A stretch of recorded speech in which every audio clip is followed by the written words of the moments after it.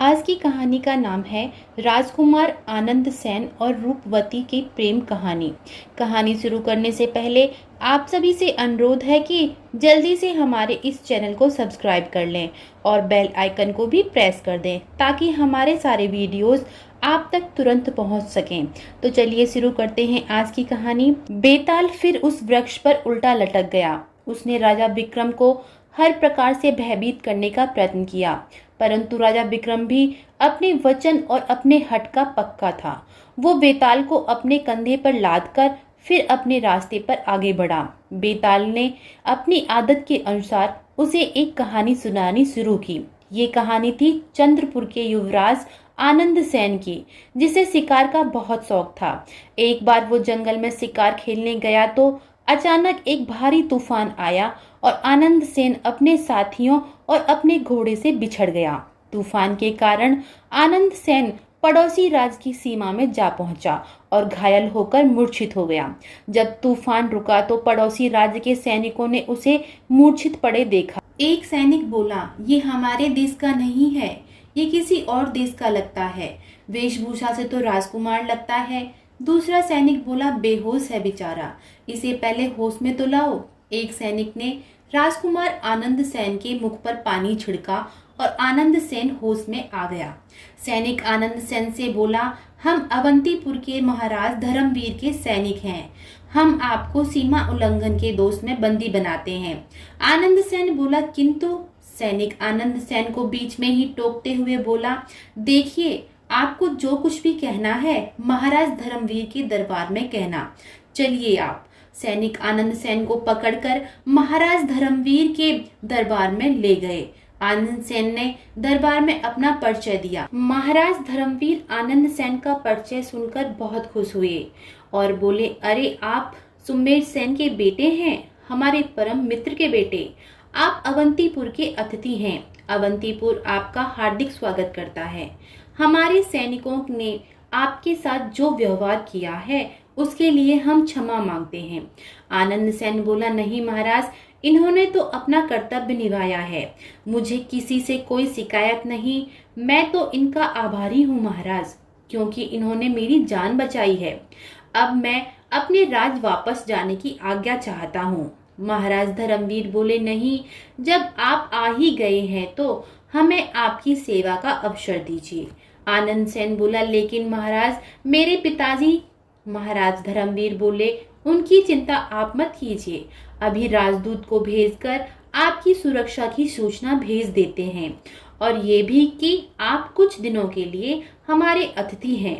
महाराज धर्मवीर ने आनंद सेन को बड़े आदर सत्कार से अपने महल में रखा। उसे हर प्रकार की सुविधा दी। आनंद सेन ने जी भर कर खाया और खूब मजे की नींद सोया। अगले दिन प्रातःकाल मंदिर से किसी स्त्री के मधुर भजन का स्वर सुनकर आनंद सेन की नींद खुली। आनंद सेन उस स्वर का पीछा करते हुए मंदिर में जा पहुंचा। महाराज धर्मवीर भी वहां उपस्थित थे। भजन समाप्त होने पर राजकुमार आनंद सेन बोला, आपको अवश्य ही माँ सरस्वती का वरदान है। बहुत मीठा गाती हैं आप। महाराज धर्मवीर बोले, बेटा, ये मेरी बेटी है राजकुमारी रूपवती, और बेटी ये है आनंद सेन, चंद्रपुर के युवराज, हमारे अतिथि हैं। राजकुमार आनंद सेन और राजकुमारी रूपवती दोनों एक दूसरे पर मोहित हो गए। दोनों एक दूसरे के सपने देखने लगे। एक दिन आनंद सेन ने सैनिक को बुलाया और बोला, क्या यहाँ वीणा मिलेगी? आज हमारा मन वीणा बजाने का कर रहा है। सैनिक बोला, राजकुमारी रूपवती को भी वीणा बजाने का बहुत शौक है राजकुमार, मैं अभी उन्हीं से मांग कर लाता हूँ। राजकुमारी को भी वीणा बजाने का शौक है। ये सुनकर राजकुमार आनंद सेन बहुत प्रसन्न हुआ। राजकुमारी रूपवती के पास जाकर सैनिक बोला, राजकुमारी की जय हो। चंद्रपुर के युवराज आनंद सेन जी ने वीणा बजाने की इच्छा प्रकट की है।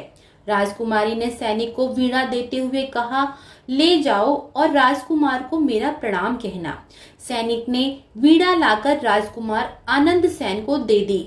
आनंद सेन प्रेम में आनंदित होकर वीणा बजाने लगा। उस वीणा की मधुर संगीत को सुनकर राजकुमारी रूपवती अपने आप को रोक नहीं पाई और राजकुमार आनंद सेन के कक्ष में खिंची चली आई और आनंद सेन के समीप बैठकर वीणा की मधुर संगीत में खो गई। जब राजकुमार का ध्यान रूपवती की ओर गया तो राजकुमार बोला, अरे आप? रूपवती बोली, वाह, कितनी सुंदर वीणा बजाते हैं आप। लगता है कि आपकी उंगलियों में जादू है कोई। मैं ये जादू सुनकर खिंची चली आई। आप मुझे अपनी शिष्या बनाएंगे? राजकुमार बोला, शिष्या क्यों, मैं तो तुम्हें अपने दिल की रानी बनाना चाहता हूँ। रूपवती ये सुनकर बहुत खुश हो गई और दोनों एक दूसरे को प्रेम करने लगे। राजकुमार कई दिनों तक वहां राजकुमारी के साथ आनंद से रहा। एक दिन राजकुमार बोला, मैं आज ही तुम्हारे पिताजी महाराज धर्मवीर से तुम्हारा हाथ मांग लूंगा। राजकुमार महाराज धर्मवीर के पास पहुंच गया। महाराज धर्मवीर बोले, कहिए युवराज, आनंद मंगल तो है? आनंद सेन बोला, जी महाराज। महाराज बोले, इस महल में किसी प्रकार का कष्ट तो नहीं? आनंद सेन बोला, नहीं महाराज, आपने तो मुझे इतना प्यार दिया है कि मुझे समझ नहीं आता कि आपके एहसानों का बदला कैसे चुकाऊंगा। महाराज धर्मवीर बोले, इसमें एहसान की क्या बात है, ये तो हमारा कर्तव्य है। आनंद सेन बोला, महाराज, मैं आपसे कुछ मांगने आया हूँ। महाराज ने कहा, हाँ हाँ, शौक से मांगिए, क्या चाहते हैं, कहिए युवराज। आनंद सेन बोला, महाराज, मैं आपकी राजकुमारी रूपवती का हाथ मांगने आया हूँ। महाराज धर्मवीर बोले, बेटे, हमें आपके इस प्रस्ताव पर कोई ऐतराज नहीं होता। अगर हमने पहले से ही किसी को वचन न दिया होता। हमने कुछ दिन पहले ही हमारी राजकुमारी का रिश्ता सुंदर नगर के राजकुमार के साथ तय कर दिया है। हमें अफसोस है कि हम आपका ये प्रस्ताव स्वीकार नहीं कर सकते। राजकुमार उदास मन से वहां से चला आया और सब बात रूपवती को बता दी। ये सुनकर रूपवती बोली, नहीं, मैं तुम्हारे बिना नहीं रह सकती। आनंद सेन बोला, मैं भी तुम्हारे बिना नहीं रह सकता। अगर मैं यहाँ किसी को बताए बिना तुम्हें अपने राज्य ले चलूं तो तुम मेरा साथ दोगी? रूपवती बोली, हाँ, तुम मुझे कहीं पे भी ले चलो, मैं तुम्हारे साथ हूँ। आनंद सेन बोला, यहाँ पे कहीं घोड़ा मिलेगा? रूपवती बोली, हाँ, नगर के बाहर हरि बाबा घोड़े के व्यापारी हैं, उनके पास बढ़िया से बढ़िया नस्ल के घोड़े हैं।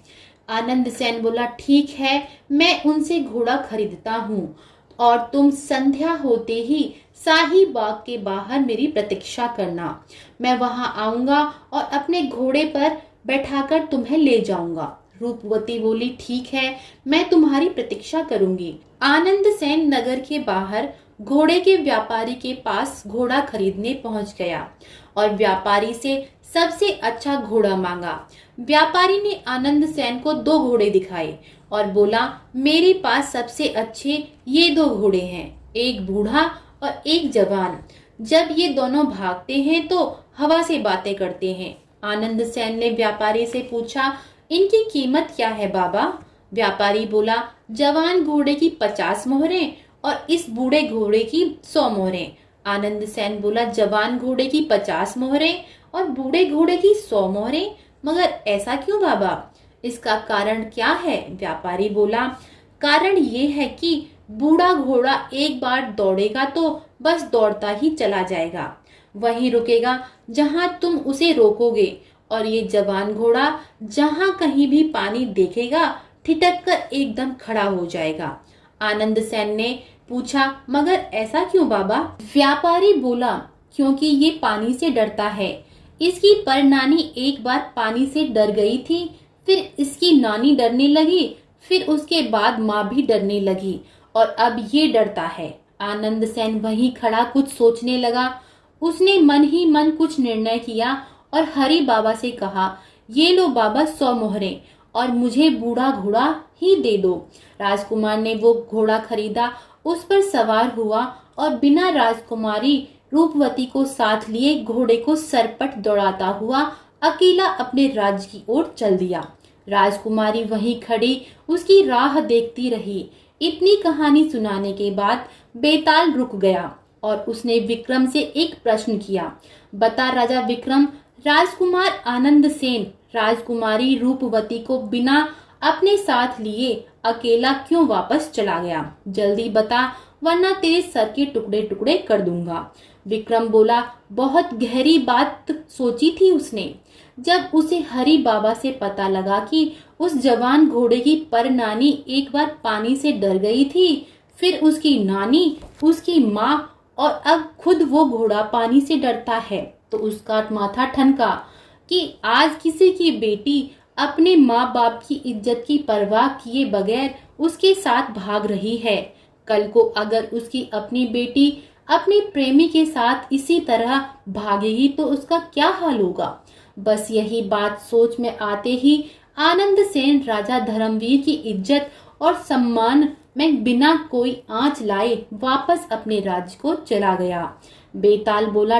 ठीक तर्क से निर्णय किया तूने, अच्छा गणित किया, मगर तुम्हारी समस्या ये है कि निर्णय करोगे तो बोलोगे, और मेरी शर्त ये है कि तुम बोलोगे और मैं जाऊंगा। तुम बोले, मैं जा रहा हूँ। इतना कहकर बेताल विक्रम के कंधे से उड़ गया। विक्रम फिर बेताल को पकड़ने के लिए उसके पीछे दौड़ने लगा। आज की कहानी आपको कैसी लगी, कृपया कमेंट करके जरूर बताएं, और ऐसी ही प्रेरक कहानियां सुनने के लिए हमारे इस चैनल को सब्सक्राइब करें, और वीडियो के डिस्क्रिप्शन में हमारे टेलीग्राम ग्रुप का लिंक है, वहां से आप हमारा टेलीग्राम ग्रुप जरूर ज्वाइन करें। आप सभी का बहुत बहुत धन्यवाद।